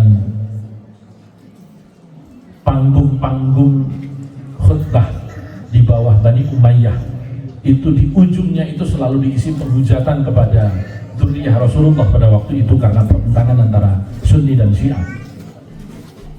Hadir seorang khalifah di antara Bani Umayyah itu yang bernama Khalifah Umar bin Abdul Aziz, yang kemudian beliau di situ dianggap sebagai mujaddid, ya, di antara banyak sejarawan, bahwa menerjemahkan apa yang disampaikan Rasulullah bahwa dalam setiap penghujung 100 tahun itu akan selalu ada mujaddid di dalam Islam. Salah satunya yang dianggap mujaddid ini di abad itu adalah Khalifah Umar bin Abdul Aziz. Beliau itu mengubah yang tadinya khotib itu setiap akhir khutbah kedua di setiap Jumat di masjid-masjid Bani Umayyah pada waktu itu, isinya itu menghujat keturunan-keturunan Rasulullah. Karena kan memang waktu itu pertentangan Sunni dan Syiah itu luar biasa. Bayangkan itu, berjilid-jilid itu yang meninggal karena peperangan antara Sunni dan Syiah. Maka Umar bin Abdul Aziz kemudian mengubah, yang sampai sekarang saya kemarin di Milan mendengarkan itu juga disampaikan oleh khotib. Saya kemarin di Cologne Jerman juga mendengarkan itu disampaikan. Itu khotib Bangla, ini khotib Turki begitu ya, tapi disampaikan semua. Sekarang hampir semua khotib kalau dia mengikuti rukun dan sunnah, asar, sahabat, tabi'in, itu semua mengganti, menutup khutbah kedua itu dengan satu ayat Al-Quran. Dan itu adalah dibudayakan atau diperintahkan waktu itu oleh Khalifah Umar bin Abdul Aziz. Ibadallah, innallaha ya'muru bil 'adli wal ihsan wa ita'i dzil qurba wa yanha 'anil fahsya'i wal munkari wal baghi ya'idukum la'allakum tadhakkarun. Fadhkurullaha yadhkurkum washkuruhu 'ala ni'amihi yazidkum wa la dzikrullahi akbar. Biasanya begitu. Itu kalau khatib menutup khutbah itu dengan seperti itu. Oh ini muridnya Khalifah Umar bin Abdul Aziz. Moga-moga besok kalau yaumil akhir ya di samping Rasulullah yang memberi syafaat, kita bisa gandul syafaat sama orang-orang soleh gitu. Ya, jadi kita kan bisa ngomong, ya Khalifah Umar bin Abdul Aziz saya udah ikut dawuh panjenengan. Saya sudah ikut perintah panjenengan untuk mengubah itu menjadi ayat Al-Quran. Tapi yang ingin saya sampaikan di sini adalah dua hal terpenting di dalam ayat ini yang menjadi persoalan kita yang setiap saat kita harus selalu kembali kepadanya. Apa? Innallaha ya'muru bil 'adli wal ihsan. Sesungguhnya Allah Subhanahu wa taala itu memerintahkan kita untuk selalu membuat dua hal. Bil 'adli wal ihsan. Dua hal, untuk selalu adil dan selalu berbuat kebaikan. Kenapa? Karena kita di dalam hidup ini sering berlaku tidak adil. Kita di dalam hidup ini sering berbuat tidak baik. Itulah kenapa innallaha ya'muru bil 'adli wal ihsan. Yang ketiga, wa ita'il qurba, dan kemudian menyapa dengan berbagai kebaikan, sedekah dan seterusnya orang-orang yang dekat dengan kita, qarib, qurba, wa yanha 'anil fahsya'i wal munkar, dan memerintahkan kepada kita untuk mencegah perbuatan keji dan munkar. Jadi ada 4 hal yang diingatkan di dalam ayat ini, yang dengan ini saya juga ingin mengajak kita semua, menyerukan kepada diri saya sendiri dan juga semua jemaah yang hadir di sini, kepada anak-anak kita, bahwa akar dari semua persoalan yang ada di dunia ini dalam setiap pemerintahan itu adalah keadilan. Kenapa terjadi pemberontakan terhadap sebuah pemerintahan yang sah? Karena pasti ada ketidakadilan di situ. Kenapa pada waktu gereja di Eropa ini ada di masa-masa Dark Age, di mana gereja menjadi penguasa tunggal, baik itu kekuasaan teologis maupun material, itu kemudian diberontak oleh rakyatnya sehingga kemudian lahir Renaissance, ya, kelahiran kembali, Renaissance, ya, kelahiran kembali. Itu karena ketidakadilan. Uskup atau apa di atasnya uskup apa ya? Yang bukan katedral, bukan katedral, kardinal. Kardinal. Nah, kardinal itu tingkat negara. Itu menguasai seluruh sumber daya. Ekonomi dipegang, agama dipegang, gitu. Sehingga ini membuat masyarakat marah karena ternyata kemudian penggunaannya itu banyak yang menyimpang. Dalam sejarahnya kan kira-kira begitu. Terus kemudian juga pergantian kekuasaan. Memang Allah mengatakan bahwa kekuasaan itu pasti dipergilirkan di antara satu dengan yang lain. Tetapi sebab utama di antaranya adalah karena adanya ketidakadilan. Maka i'dilu huwa aqrabu littaqwa, kata Allah, berbuat adillah, karena itulah yang lebih mendekatkan kamu kepada ketakwaan. Adil. Ini yang pertama. Adil itu ya adil kepada diri kita sendiri, kepada keluarga kita. Kita terlalu mementingkan urusan pribadi kita, keluarga kita abaikan. Ini banyak sekali dimensinya keadilan. Itu menjadi bahasan tersendiri. Kemudian ihsan, berbuat baik. Karena sering kali kita berbuat tidak baik, padahal Rasul mengatakan bahwa tujuan beliau diutus itu liutamina makarimal akhlak, untuk menebarkan akhlak yang baik.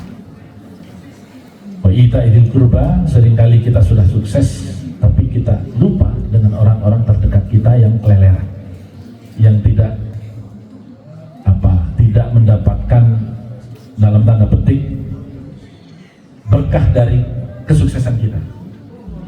Sehingga menjadi penting ketika kita sukses di dunia ini, yang kita tolong itu adalah orang-orang terdekat kita.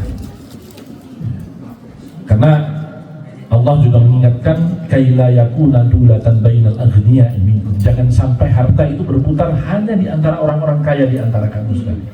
Jadi ini sebenarnya dalil anti konglomerasi. Saya tidak sedang mengkritik konglomerasi, tidak ya, tetapi kadang-kadang kalau kita melihat Indonesia, dengan segala hormat karena saya hidup di sana, sehari-hari di sana dan ada di puncak-puncak elit yang menguasai itu, kadang-kadang sedih karena melihat kok sumber daya kita, orang itu lagi 4L, lu lagi. Jadi ini juga harus kita serukan, dan rekan-rekan sekalian, para jamaah, ibu-ibu, bapak-bapak yang ada di sini memiliki bird eye view, selalu saya katakan, punya pandangan mata burung dari sini terhadap Indonesia. Oh, Indonesia itu kurang ini, kurang itu. Karena kadang-kadang tadi saya sudah dipesenin sama Mas Salim, Mas Romi jangan singgung politik, enggak. Saya hanya bicara tadi itu wa ita'il qurba wa yanha 'anil fahsya'i wal munkar. Jadi saya bicara amar ma'ruf nahi munkar ini. Perlu kita ingatkan pemimpin-pemimpin kita juga. Nah, di Indonesia problemnya hari-hari ini kalau terlalu banyak mengingatkan atau terlalu keras mengingatkan, dimasukkan penjara, itu masalahnya. Ini problem. Nah, kalau Bapak Ibu sekalian karena di sini nggak hidup dari Indonesia, mencari penghidupan sendiri di negeri orang, kritik aja sekeras-kerasnya nggak apa-apa.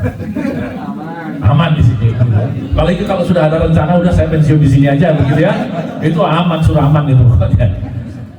Jadi ini penting karena pemimpin-pemimpin kita itu harus selalu diingatkan, dan sejarah menceritakan bahwa ketika zaman Sayyidina Abu Bakar kemudian disepakati dengan bayat waktu itu menjadi khalifah, ada pidato beliau yang sangat monumental, tolong saya diingatkan, kira-kira begitu singkatnya.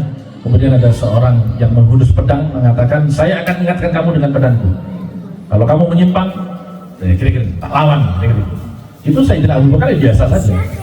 Kemudian sekarang baru mengangkat pedang, tangkap kamu sekarang, kira-kira. Jadi penting untuk saling mengingatkan karena tawasau bil haq, tawasau bis sabr. Jadi mengingatkan kebenaran tetapi juga sabar, gitu, dengan kesabaran. Ini yang saya kira hal-hal perlu saya sampaikan. Saya kira sudah cukup lama. Mohon maaf kalau terlalu lama menyita Bapak Ibu semua waktunya, tapi semua saya sampaikan tidak lebih dan tidak kurang sebagai bahan. Oh, boleh kalau ada yang tanya jawab, silakan saja. Saya akhiri sementara ini. Monggo. Terima kasih. Silakan jemaah semua kalau ada yang perlu ditanyakan tentang apa yang telah diuraikan tadi tentang kewajiban kita sebagai orang tua untuk mendidik anaknya bagaimana trik-trik yang terbaik. Silakan. Biasanya Ibu Anissa. Saya langsung ditodong. Saya nggak punya anak disuruh tanya, tapi saya ada pertanyaan dulu. Ya, yang lain. Untuk tadi Bapak atau Ustaz atau Bapak berbicara mengenai husnul khotimah, ya? Apa kita bisa mendoakan orang yang meninggal untuk husnul khotimah karena dia sudah meninggal? Apa husnul khotimah itu orang yang belum meninggal atau bisa juga untuk orang yang sudah meninggal? Itu pertanyaan. Di dalam Al-Quran sebenarnya banyak di situ, misalnya ketika kita berbicara Rabbana ighfir lana dzunubana wa li ikhwanina alladziina sabaquna bil iman, yang telah lebih dahulu beriman. Wa la taj'al fi qulubina ghillan lil ladziina aamanu rabbana innaka ra'ufur rahim. Ini kan yang mengajarkan Allah Rasul. Allah di situ menceritakan bahwa ada sebahagian golongan yang berdoa Rabbana ighfir lana dzunubana wal ikhwanina alladziina sabaquna bil iman. Tapi ketika Allah menceritakan bahwa ada sekelompok manusia yang pada saat itu sedang tawaf berkeliling kemudian mendoakan seperti ini, itu kan Allah sedang mengajarkan kepada kita sebenarnya bahwa berdoalah seperti cara mereka berdoa. Nah, di dalam doa itu sudah jelas wal ikhwanina alladziina sabaquna bil iman, dan juga kami mohon ampun kepada ya Allah, kami mohon Engkau mengampunkan dosa saudara-saudara kami yang telah lebih dahulu beriman. Berarti kan sudah meninggal. Artinya menjawab ibu tadi, bisa nggak? Ya sangat bisa. Allah saja mengajarkan. Jadi mendoakan kepada orang-orang yang sudah mendahului kita. Kalau kemudian mungkin ukuran dunianya itu tidak husnul khotimah. Misalnya meninggal, wah di berita apalagi diketahui ada gelas-gelas oplosan misalnya begitu. Wah ini husnul khotimah ini begitu. Tetapi kan Islam itu mengajarkan kita untuk husnudzon. Maka ketika kemudian yang bersangkutan masih belum pernah diketahui murtad, diselenggarakan penguburannya secara Islam, dan biasanya ketika dilakukan penyelenggaraan jenazah, saya nggak tahu di sini ada pendidikannya nggak, mungkin kalau belum bisa juga dilakukan di sini. Itu takmir atau yang memimpin peribadatan itu selalu menanyakan, apakah fulan bin fulan ini termasuk orang yang baik? Khair, min ahlil khair, khair, min ahlil khair, khair. Gitu. Artinya kita tidak tahu di penghujung sakaratul maut dia, apakah dia di situ mendapat hidayah atau tidak. Ada cerita yang sangat masyhur tentang seorang yang sudah membunuh 98 orang. Ini cerita pada zaman Bani Israel, yang kemudian dia ketemu Ustadz satu dengan Ustadz yang lain dan mengatakan, saya udah bunuh 97 orang. Menurut Ustadz, Allah masih ngampunin saya enggak? Waduh, susah, kamu udah bunuh 97 orang. Dibunuh juga di Ustadz itu. Karena dia bilang, gimana? Saya udah dibilang jelek, ya bunuh aja sekalian Ustadz. Baru yang terakhir kemudian dia mau bunuh yang Ustadz ke-99, ya Ustadznya dia bilang, Allah selalu membukakan pengampunan kepadanya. Baru kemudian ketika dia mencari lagi, melangkah lagi, di situ dia dicabut nyawanya oleh Allah Ta'ala. Ya tentu kita tidak berdebat kenapa tiba-tiba dia cabut nyawanya, tetapi kemudian malaikat Raqib dan Atid ini berdebat, ini baik apa nggak baik gitu ya. Ini orang ini termasuk husnul khotimah atau enggak gitu.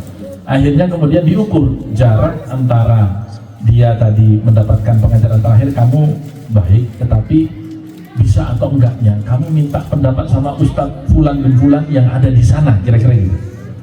Diukur jaraknya, mana yang lebih dekat antara dia dengan tempat pemberhentian terakhirnya ini dengan tempat tujuan. Ketika diukur ternyata lebih dekat dengan tempat tujuan, maka dia masuk husnul khotimah. Jadi malaikat saja berdebat gitu, ini husnul khotimah atau enggak gitu. Jadi kalau Bu Anisah di sini menanyakan, ya nggak apa-apa, malaikat saja berdebat, apalagi kita manusia begitu. Gitu. Ya, dapat jawaban ya, insya Allah. Silakan yang lainnya, bapak-bapak, atau tentang sekitar apa? Oh, Pak Hasanul rupanya ini, mantap. Saya mau tanya, Gus. Jadi Gus Romi menyampaikan tentang keimanan. Ada 3 jenis iman. Iman yang tetap, imannya para malaikat, iman para rasul yang naik terus, sedangkan kita manusia inilah iman yang naik dan turun.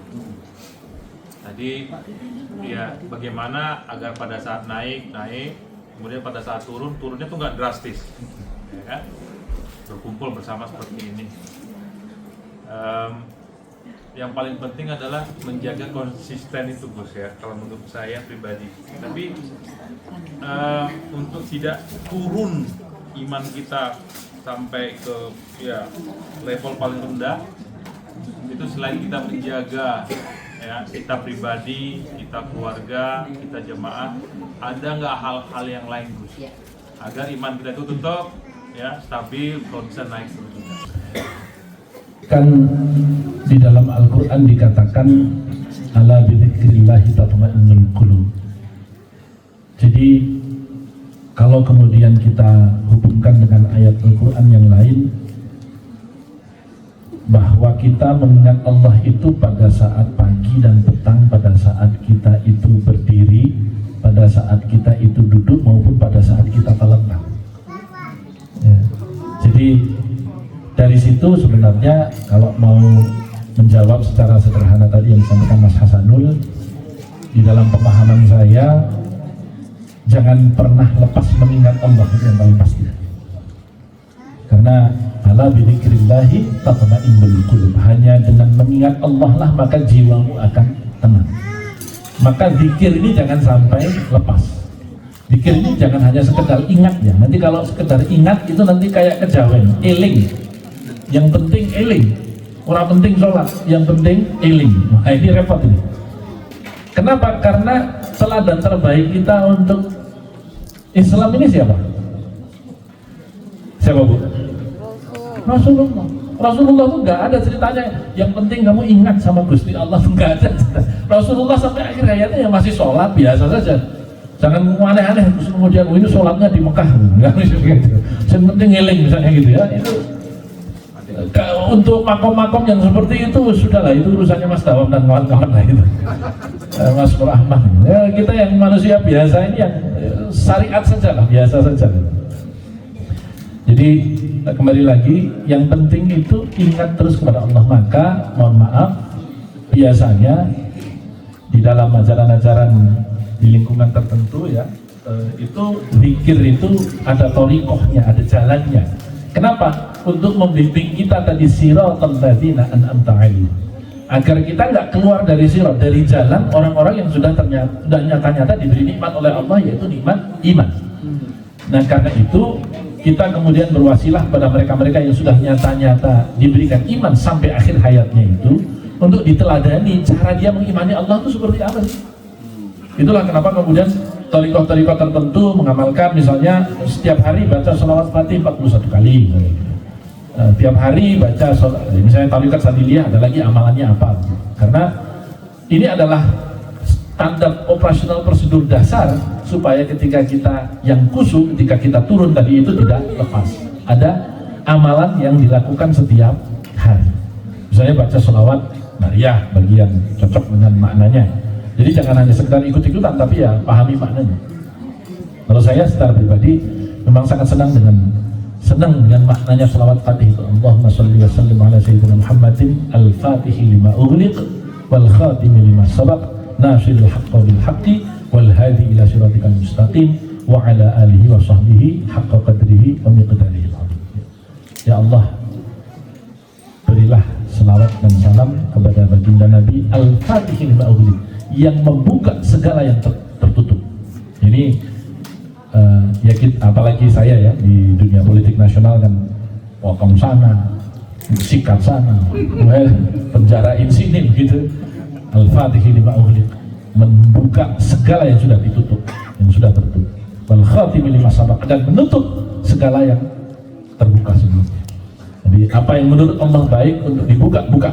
Apa yang menurut Allah baik untuk ditutup, tutup dengan wasilah kepada baginda Nabi. Nah, kira-kira begitu. Jadi ini masing-masing orang memiliki kecocokan tersendiri. Silahkan saja. Kalau tiap hari ya, saya pokoknya setiap hari saya niati baca kulhu 100 kali misalnya. Itu kan strategi yang paling mudah untuk menghatamkan Quran. Ya baca kulhu 3 kali. Jadi tanya kira-kira khatam Quran, oh iya berapa kali? 33 kali. Sekolah amat. Iya, kulhu 3 kali kan sama dengan pahala baca Quran gitu. Jadi sehari bisa 33 kali, kalau sehari 100 kali baca kulhu. Jadi ini adalah cara kita untuk supaya ketika yang khusyuk tidak turun lagi. Yang kedua, jangan pernah lepas dari jamaah. Apalagi Bapak Ibu sekalian di negeri orang, jangan pernah punya pretensi mendidik anak-anak kita sendiri, karena mereka akan lebih lama dengan teman-temannya dan orang tuanya dibandingkan dengan mereka akan lebih lama dengan teman-temannya dibandingkan dengan orang tua. Karena itu jangan pernah menyiapkan mendidik anak itu sendiri tanpa jamaah, maksud saya. Jadi harus tetap dalam jamaah seperti ini, apalagi ini di negeri orang. Saya kira itu Mas Hasan dulu, bukan jamaah.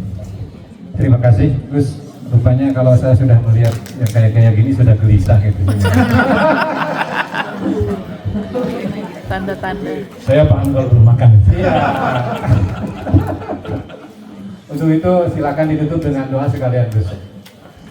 Baik Bapak Ibu sekalian, marilah kita tundukkan kepala kita sejenak dan bermohon pada Allah Subhanahu wa Ta'ala agar kita senantiasa diberikan kekuatan iman, diberikan kebaikan Islam, dan kita diberikan husnul khatimah, serta kita senantiasa diberikan rezeki yang manfaat, yang barokah, yang banyak untuk menjadi jalur kita mengalurkan rezeki kepada orang-orang yang membutuhkan di sekitar kita, dan kita diberikan anak keturunan yang kita kelak bisa berkumpul dengan orang-orang soleh seperti kita.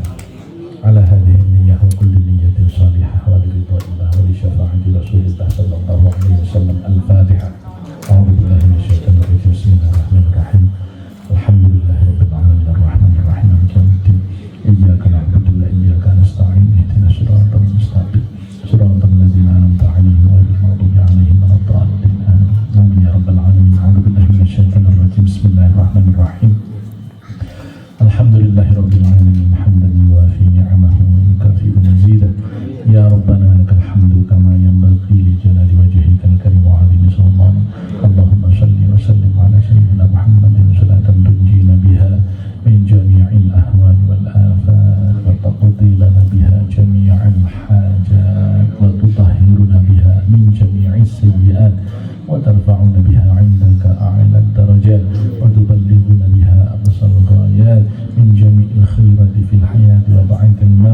Allahumma a'inna ala dzikrika wa syukrika wa husni ibadatika. Allahumma ya Allah, berikanlah kepada kami kekuatan untuk senantiasa bersyukur kepadamu atas segala nikmat, untuk senantiasa mengingatimu setiap saat, untuk senantiasa beribadah kepadamu sebagai pengabdian kami.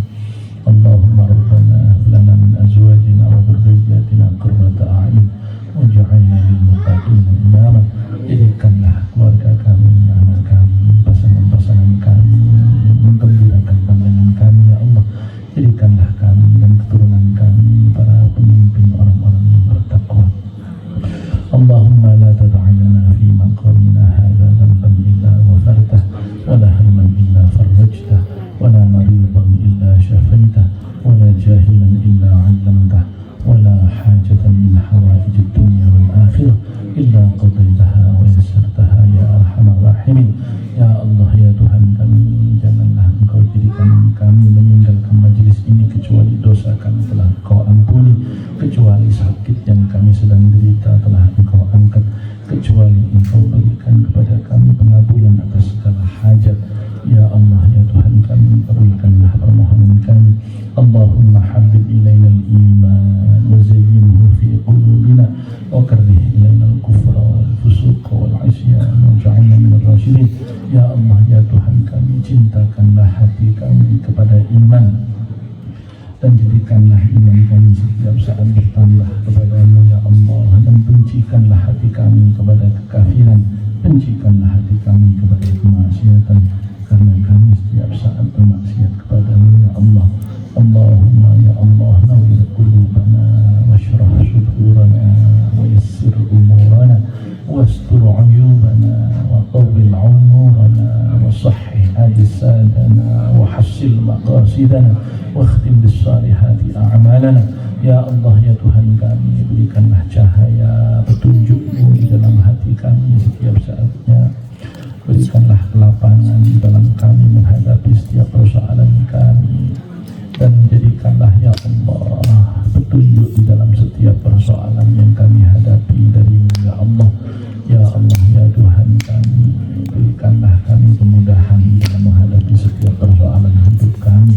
Engkaulah petunjuk kami dan Engkaulah tempat kami kembali. Rabbana ya Allah, ij'al jam'ana jam'an marhuma wa tafarruqana min ba'dihi tafarruqan ma'suma. Jadikanlah jamaah kami berkumpul pada siang hari ini jamaah yang saling merahmati, jamaah yang saling menyayangi, dan jangan jadikanlah sepeninggal kami dari tempat ini kami saling membenci dan Engkau berikan bencana kepada kami. Rabbana atina fid dunya hasanah wa fil akhirati hasanah wa qina adzabannar. Subhana rabbika rabbil izzati amma yasifun wa salamun alal mursalin walhamdulillahi rabbil alamin. Bismillahil Fatihah.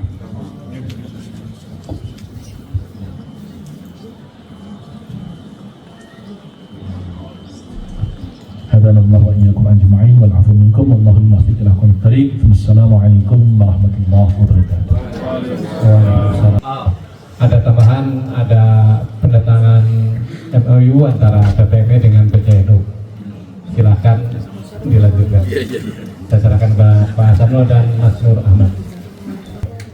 Hari ini insya Allah Mas Nur Ahmad di sini sebagai Ketua PCNU, dan kita PPME dari dulu ya selalu menjalin kerjasama dengan PCNU dalam hal syiar Islam.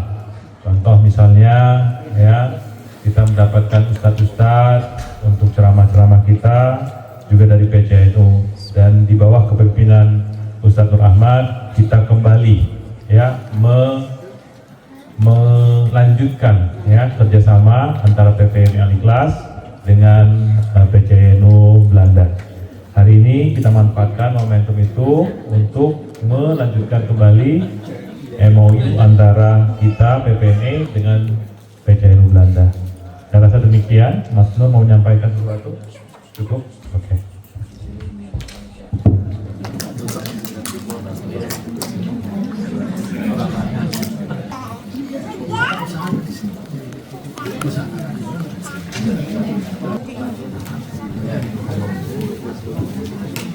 Pag-una, Satu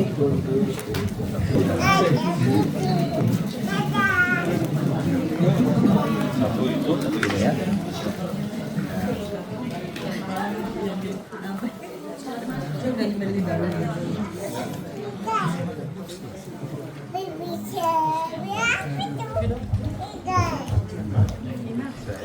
Alhamdulillah, mudah-mudahan dengan kerjasama ini antara PPMI Alifat Amsterdam dengan PTW Belanda, banyak kegiatan-kegiatan yang bisa kita laksanakan, sehingga manfaat dari masjid kita, gedung kita ini bisa maksimal kita lakukan. Insya Allah. Lagi-lagi apa? Kegiatan yang bermanfaat bisa menjaga keimanan kita. Pada saat turun, naik lagi ke atas. Insya Allah. Demikian dari kami. Assalamualaikum warahmatullahi wabarakatuh. Dari saya, ucapkan selamat makan. Gus Romi, semakin eten bahasa Jawanya.